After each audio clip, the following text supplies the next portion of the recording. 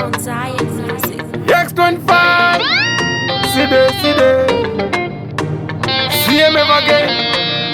Nzira itashoma nilikusema kudaitira ndiyani yachandinzwa zuwapira konzi ndiyani yachanditumbura pandino baiwane minzwa baby wakazi yaronda moyo wangu wakaita kuponda iwewe baby wakazi yaronda moyo wangu wakaita kuponda baby wakazi yaronda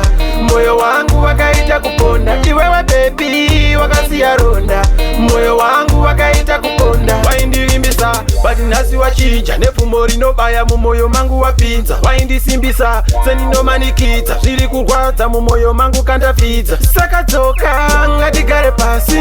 rudo rwedu ngarusawire pasi kubvira zvawakaenda nditongori mati kugara ndichichema ziso riri redi baby wakazi yaronda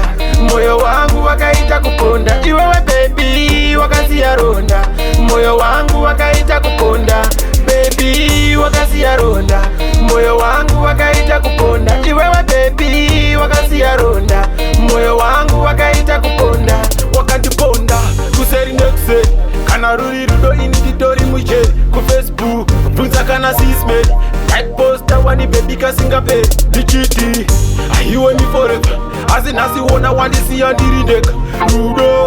harusi izi kudai wakandudza pane mumwe plisi baby wakazi yaronda moyo wangu wakaita kuponda iwewe baby wakazi yaronda moyo wangu wakaita kuponda baby wakazi yaronda moyo wangu wakaita kuponda iwewe baby wakazi yaronda moyo wangu wakaita kuponda waindilimbisa bati nhasi wachija nepfumo rinobaya mumoyo mangu wapinza waindisimbisa seninomanikidza zviri kurwadza mumoyo mangu kandafidza saka dzoka ngatigare pasi rudo rwedu ngarusawire pasi kubvira zvawakaenda nditongori mati kugara ndichichema ziso riri redi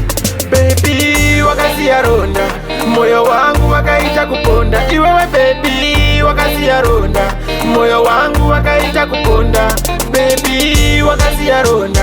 moyo wangu wakaita kuponda iwewe baby wakazi yaronda moyo wangu wakaita kuponda wakandiponda kuseri nekuseri kana ruri rudo ini nditori mucheri kufacebook bvunza kana sismeri ndaiposta wani baby kasingaperi ndichiti aiweni forever asi nhasiwona wandisiya ndiri ndega rudo harusi izi kudai wakandudza pane mumwe plisi baby wakazi yaronda moyo wangu wakaita kuponda iwewe baby wakazi yaronda moyo wangu wakaita kuponda baby wakazi yaronda moyo wangu wakaita kuponda iwewe baby wakazi yaronda moyo wangu wakaita kuponda baby wakazi yaronda moyo wangu wakaita kuponda iwewe baby wakazi yaronda moyo